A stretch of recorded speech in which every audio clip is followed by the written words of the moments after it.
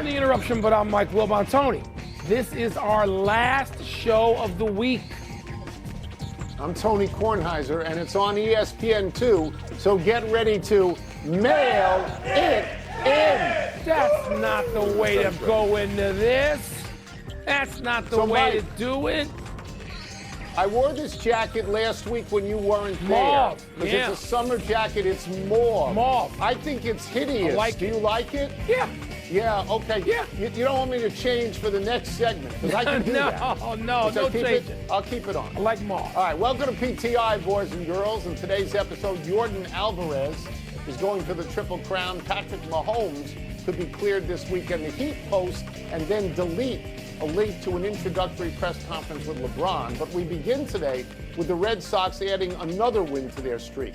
Boston beat Baltimore this afternoon in the first of two by a count of 6-3. That makes it 15 straight wins for the Red Sox, a heater that has lifted them into the third wildcard slot. Wilbon, where does this streak place the Red Sox among the American League contenders in your mind? In the jumble, Tony. I know the 15 games is flashy. When it happens with a team from New York or Philly, or Boston, it's even flashier.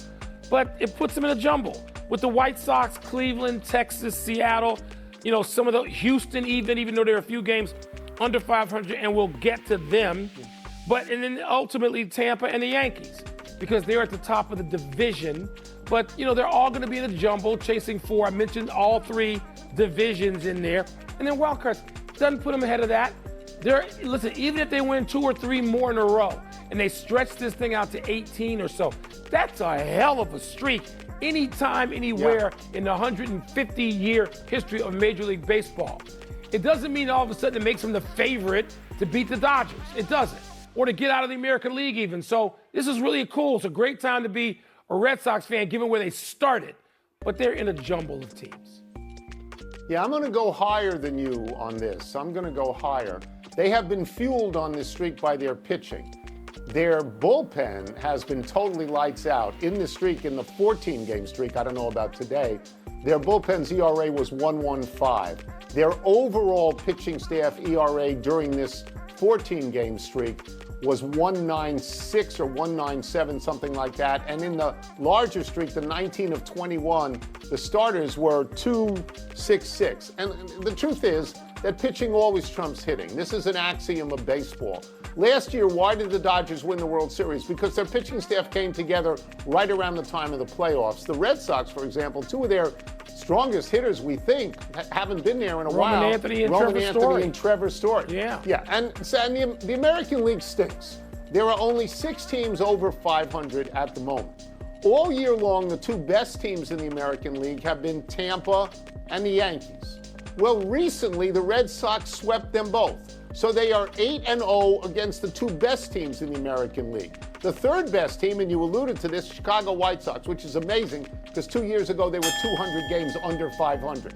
They swept them recently. So, Mike, the Red Sox are recently 11-0 against the best teams in the American League. So to me, that makes them not just in a jumble, but very formidable. To me, Tony, very formidable. For now. And, baseball ain't football. It ain't the NFL, as you and I are constantly warning others, younger people in this profession. Yeah.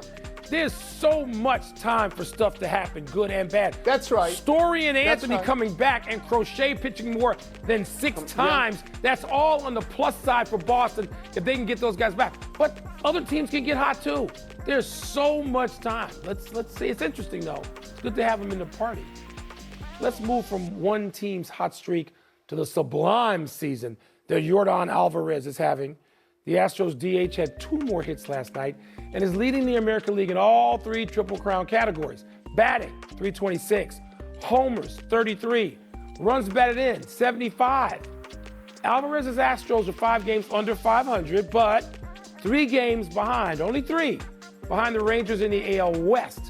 Tony, is Alvarez's stellar season reason enough for the Houston Astros to buy ahead of the August 3rd trade deadline?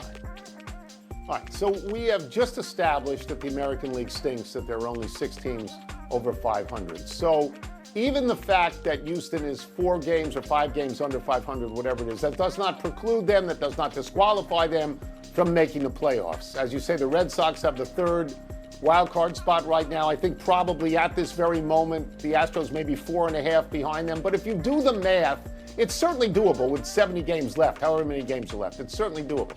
But the Astros are not very good. I mean, they're really not. They've won 2 in a row, and they're still 4-6 in their last 10. They were great, Mike. 8 to 10 year run. They had a long run. They won 2 World Series, They did. cheating or not. I mean, they were a great team. And they had, let me just go over some of the names on most of those teams. Alex Bregman, Carlos Correa, Justin Verlander, George Springer, Kyle Tucker, Yuli Gurriel. And at the moment, the only really good player still in Houston is Jose Altuve, other than Alvarez, who got there in 2019. So, I mean, if I ran the Astros, honestly, I wouldn't be considering buying.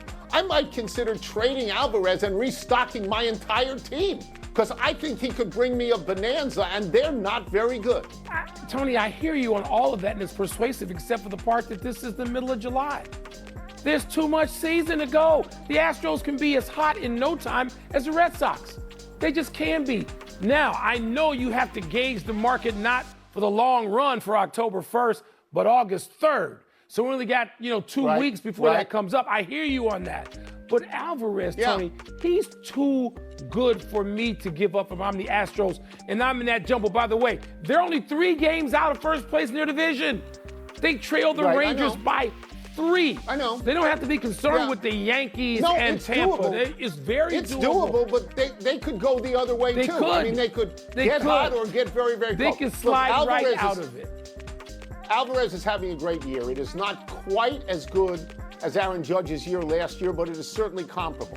And Triple Crowns, as you're fond of saying, that we're in July, they're not won or lost in July. They're won and lost in September. And it's not a one-man sport because, Mike, if it was a one-man game, right, Ernie Banks would have had a lot of rings. It's not a one-man game. Let's move to football. Gosh, that sounds good. The Arizona Cardinals and Carolina Panthers open their training camps today. Ooh, that sounds even better. Albert Breer of Sports Illustrated reports that Patrick Mahomes is expected to be fully cleared to play this week for the Kansas City Chiefs after tearing his ACL and LCL in Week 15 last year. Wilbon, should we have the same expectations for Mahomes this year as we have had every other year? No, because Mahomes is 7 months removed from coming back from a torn-up knee. It's amazing he's even out there for camp like this, Tony. I'm like, okay, just can somebody slow the roll here? The rush to get Patrick Mahomes back? We're not talking about a guy who was on the way up and let's see, or his window is closed and we got to rush him back. No, stop it. Now, I think that Kansas City is going to be a team that probably doesn't even make the playoffs. But Eric Bieniemy is back as coordinator, and that means something because they got Kenneth Walker, a Super Bowl running back with Seattle a minute and a half ago, to put into that offense. And now it doesn't have to be all Patrick Mahomes. The Chiefs have been terrible rushing the ball. They were like 25th last year, 22nd or 23rd the year before. They got, let me say it again, Eric Bieniemy. This is an important reacquisition because they don't have Matt Nagy running the offense into the ground like a few of us suspect he had. So the notion that you got to have 15 back in the lineup in July, this seems insane to me. And you got Justin Fields, who can be more than a capable backup until you get 15 back in there. Now, we're going to differ a little bit on this. I love this story because Patrick Mahomes is the best football player on the planet. There is a survey